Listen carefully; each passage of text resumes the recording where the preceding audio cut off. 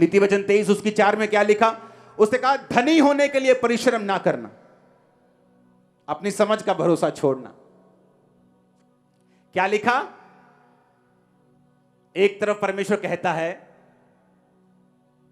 कि मैं तेरे हाथों के कामों पर बरकत दूंगा, एक तरफ परमेश्वर कहता है कि I will give you power to get wealth, और एक तरफ कहता है धनी होने के लिए परिश्रम ना करना और अपनी समझ का भरोसा छोड़ना। क्योंकि धनी होने के लिए आपको वो परिश्रम नहीं चाहिए जो लोग करते हैं, दिन और रात की किच किच पिच पिच जो वो करते हैं। आपको वचन के ऊपर चलना है।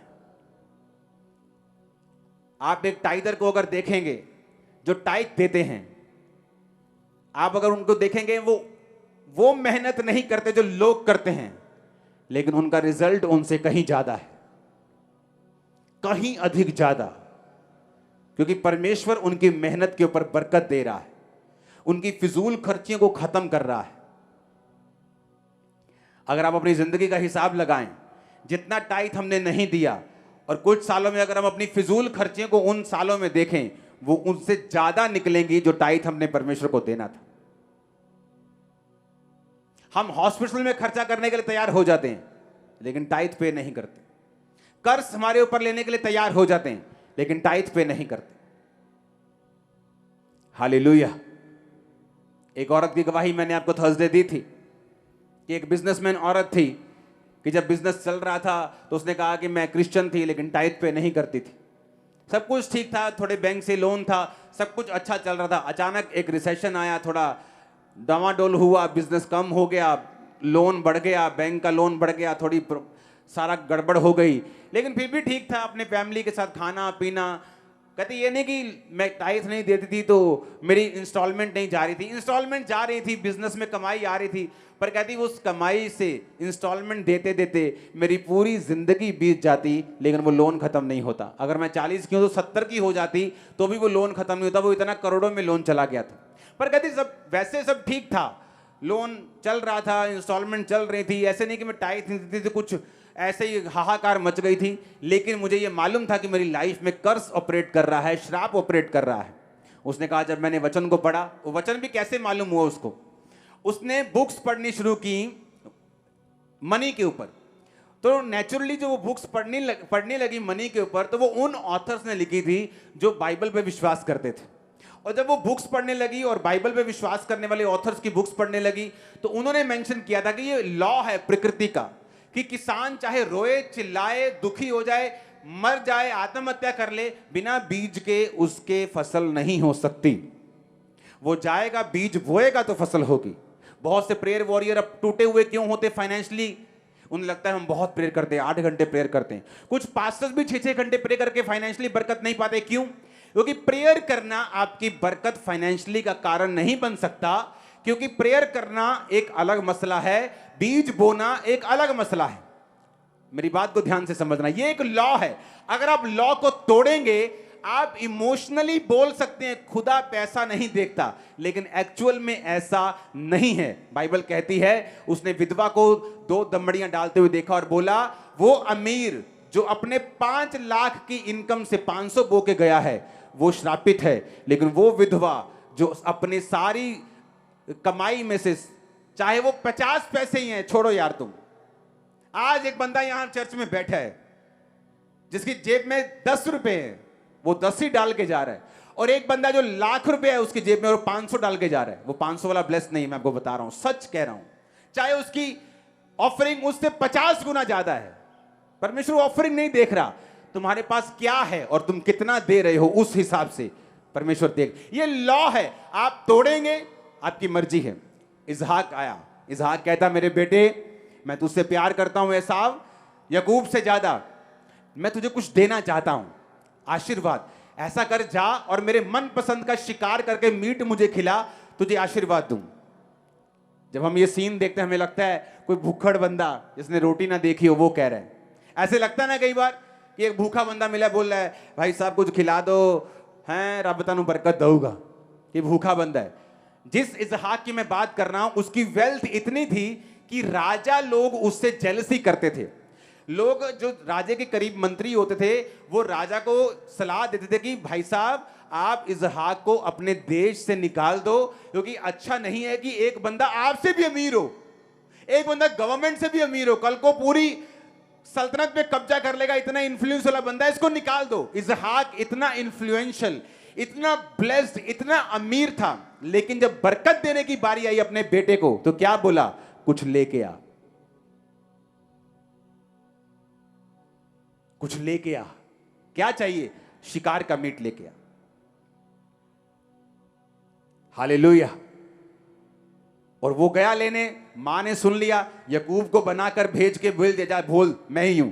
गले में बाल बूल लपेट दिया, वो रुआर मनुष्य था एसाव। यकूब थोड़ा चिकना था तो बाइबल कहती वो आया और कहा बापू ये ले। कहता इतनी जल्दी आ गया? कहता परमेश्वर ने तेरे हाथ मेरे हाथ में कर दिया। उसने खाया और लिखा वर्ड्स बोले। जब वर्ड्स बोल दे, आशीर्वाद दे दिया, तो एसाव आ गया। उसने कहा ये ले अहेर का मांस और मुझे आशीष दे। उसने कहा तू कौन है? मैं एसाव हूं। तो वो कौन था जो पहले आया था? वो धोखे से आशीष ले गया, पर अब उसको ये आशीष लगी रहेगी। बोना, और ये लॉ है, कवनेंट है, तोड़ेगा नहीं परमेश्वर। उसने बाप की लाइफ में बोया, बाप ने रिसीव किया, वर्ड्स दिए, उसने कहा अब ये चेंज नहीं हो सकते। ये साहब रोया, कहता पिता एक भी आशीर्वाद क्या तुम मेरे को नहीं दे सकता? तूने उसको अच्छे अन्न वाले जगह दी है, औंस से भरे हुए देश दिए हैं। उसने कहा तेरा घर औंस से परे होगा। जाओ देखो दुबई में, कतर में औंस से परे हैं, पर जब तू स्वाधीन हो जाएगा अपने तलवार के बल से, जाओ देखो उन देशों को। एक ही अब्राहम की संतान है, एक औंस से भरे देश में रहते हैं, दूसरे बिना औंस के। वर्ड्स, और कहां से निकले थे? लॉ है। आप नहीं बोएंगे, आप अच्छे हैं, आप भले हैं, आप बेस्ट हैं, खुदा काम नहीं करेगा। आप सेवा करते हैं दिन रात, मैंने कहा आपने ब्लड दे दिया अपना, लेकिन अगर आपको फाइनेंशियल बरकत चाहिए, आपको लॉ फॉलो करना पड़ेगा। ये वाचा के नीचे है। परमेश्वर अपनी वाचा को तोड़ेगा नहीं, वो अपनी वाचा को खराब नहीं होने देगा, वो अपनी वाचा से पीछे नहीं हटेगा। हालेलुया। वो अपनी वाचा जो परमेश्वर ने एक बार बोल दिया है ना, परमेश्वर उससे पीछे नहीं हटेगा। लेकिन उस वाचा का एक एग्रीमेंट जो है, उसके टर्म्स एंड कंडीशंस हैं। हालेलुया। एलिया देख लो, अलीशा देख लो, इसहाक देख लो, अब्राहम। बाइबल कहते जब मलकीसेदेक के याजक को मिला, कौन था मलकीसेदेक? ना जिसका बाप ना मां ना वंशावली। कौन था वो? Jesus Christ. व्यवस्था बाद में आई टाइथ देने की, वो टाइथ पहले से देता था। टाइथ व्यवस्था के पहले भी था, व्यवस्था में भी था, व्यवस्था के बाद जीसस क्राइस्ट के जमाने के बाद भी है। हालेलुया। कितने इन बातों को समझ रहे हैं? उसने कहा जब तू ये रूल फॉलो करेगा, मैं ये मेक श्योर करूंगा कि तू कर्जा नहीं लेगा। मैं मेक श्योर करूंगा कि तेरे पास इतनी आशीष होगी कि रखने की जगह नहीं होगी। मैं ये मेक श्योर करूंगा जो एग्रीमेंट मेरा तेरे साथ हुआ है, मैं उसे पूरा करूंगा, कि मैं उसे तोड़ता नहीं हूं, मैं अपनी वाचा से हटता नहीं हूं। Hallelujah, hallelujah. उस औरत ने बोना शुरू किया, वचन पढ़ा, और वचन भी कहां से मिला? बुक्स से। बाइबल से नहीं पढ़ा, बुक्स पढ़नी शुरू की कि मैं बिजनेस वुमेन हूं, मेरा बिजनेस अच्छा नहीं चल रहा, करोड़ों का कर्जा हो चुका है, तो let me learn something from books. Books पढ़नी शुरू की तो वो क्रिश्चियन ऑथर्स की थी, उन्होंने टाइथ मेंशन किया। कहती जब मैंने टाइथ देना स्टार्ट किया, कहती आप यकीन नहीं करोगे, वो लोग जो मुझे यकीन भी नहीं था मुझे फोन करने लगे। जो कस्टमर्स मेरे जा चुके थे मुझे ऑर्डर देने लगे। ऑर्डर इतने बढ़ने लगे, हमें अपना काम बढ़ाना पड़ा। कहती दिनों के अंदर जो कर्जा मेरे 30-40 साल की उम्र में नहीं बीतता, वो कर्जा कभी खत्म हो गया। आज मैं मल्टी मिलियनर हूं, आज मैं करोड़ों में कमाती हूं। और देखो जर्नी शुरू हुई 2008 से पहले। खुदावन ने उससे कहा मेरी बेटी तू टाइथ देती? उसने कहा हाँ। खुदा ने कहा तू टाइथ नहीं देगी, इसको डबल करेगी। उसने कहा मुझे समझ नहीं आएगा, क्योंकि मेरा टाइथ ही लाखों में होता है, एक तरह से करोड़ों में होता है साल का, तो मुझे लगा डबल, उसे झटका लगा कि डबल क्यों करना है। उसे मालूम है क्या होने वाला है। उसने प्रभु की बात को सुना, उसे रिजल्ट दिख गया था, टाइट को डबल कर दिया। 2008 का रिसेशन आया, आपको मालूम होगा जितने बिजनेसमैन लोग हैं, जब अमेरिका में एक मंदी आई थी, पूरी दुनिया में एक मंदी आई थी, इंडिया में वो मंदी इतनी नहीं चली थी, लेकिन पूरी दुनिया में इतनी मंदी थी, कहती मेरे आसपास के सारे बिजनेस फिनिश हो गए, जीरो पे चले गए। कहती मैं एक ऐसी औरत थी, बिजनेस वुमेन थी, जिसका बिजनेस उस मंदी में भी फलवंत हुआ और 1 रुपए का लोन हमने नहीं उठाया, लोन फ्री, ब्लेस्ड, करोड़ों में मल्टी मिलियनर वुमेन है, आज भी जिंदा है। हालेलुया। परमेश्वर साबित करना चाहता है अपने वचन को, वो प्रूफ करना चाहता है कि जो वचन वो आपसे कहता है वो पूरा है, पक्का है और वो आपकी लाइफ में पूरा होगा। हालेलुया। इमेजिन करो, एक बंदा जो दूर जॉब करता था, उसे वही जॉब अपने घर के करीब मिली। चर्च में भी ऐसी टेस्टिमनीज आ रही हैं, और जॉब सीधी डबल, तनख्वाह सीधी डबल। इस तरह से परमेश्वर आपके रास्तों को खोलता है। मैंने लोगों को टाइट देते हुए देखा है, उनकी सिचुएशन बदली नहीं। एक समय आया, एक बच्चा फॉरेन चला गया, पढ़ने चला गया, सारी सिचुएशन चेंज हो गई। आप जल्दी चेंज होने वाले हैं। मैं आपका आमीन ऊंचा सुनना चाहता हूं। मैंने कहा मैं आपका आमीन ऊंचा सुनना चाहता हूं। Hallelujah, hallelujah. आप जानते हैं, कर्जा लेना श्राप के नीचे है। मैं आपको सच कह रहा हूं, यह चर्च लोन फ्री है, इतने प्रोजेक्ट चलाने के बावजूद।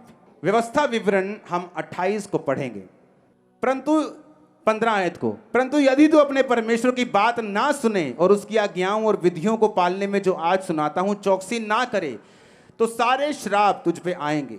तू श्रापित होगा नगर में, श्रापित होगा खेत में, तेरी टोकरी, कठौती, संतान, भूमि की उपज, गाय। 44 आयत में कि वो तुझको उधार देंगे जब तू श्रापित होगा, परंतु तू उन लोगों को उधार नहीं दे पाएगा। तू सिर ठहरेगा, नहीं ठहरेगा, वो सिर होंगे और तू पूंछ होगा। ये श्राप थे। आशीष भी थी कि जब तू मेरी वाचा में अड़ा रहेगा तो आशीष क्या होगी, तू उधार देगा, लेगा नहीं।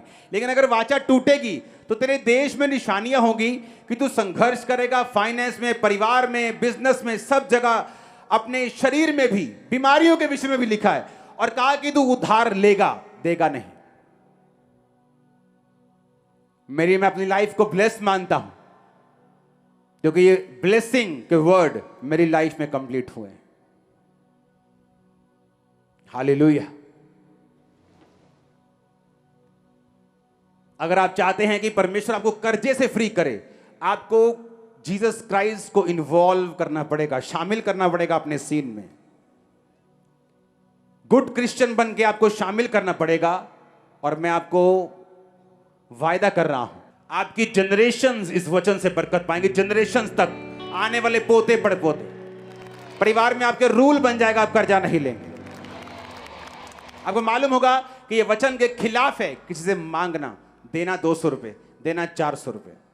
अगर मालूम है संडे के लिए किराया चाहिए तो मैं मंडे से जोड़ूंगा। खुदा को बोलूंगा, खुदाबंद मैं टाइदर हूं, दशवान देने वाला हूं, मेरे जीवन में ये वर्ड पूरे होने चाहिए, मैं तुझे फॉलो करने वाला इंसान। क्योंकि परमेश्वर ने कहा अगर तुम बीज बोवोगे और जमीन की रक्षा नहीं करोगे, व्यभिचार में चले जाओगे, गलत काम करोगे, तो बीज फल नहीं लाएगा। और ये लॉ है, तुम्हें पसंद आए ना आए, कि तुम बोओगे तो काटोगे। ये लॉ है। परमेश्वर अपने लॉ को, वाचा को तोड़ता नहीं। एग्रीमेंट है परमेश्वर का आपके साथ कि वो आपको श्रेष्ठ करेगा। मैं आपको बता रहा हूं, मेरी बात को कान खोल के सुनना।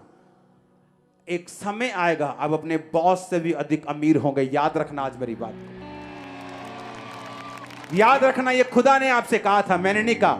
होली स्पिरिट आपसे बात कर रहा है, होली स्पिरिट आपसे बात कर रहा है। तुम अपने बॉस से भी अधिक अमीर होंगे फ्यूचर में।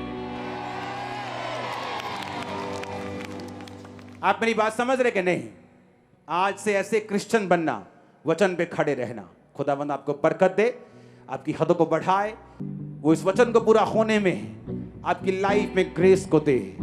आप इस पे चलें और सोगना फलों को लेके आए, अंधकार की शक्तियां चुराने ना पाए। आमीन। चाहिए बरकत आपकी है।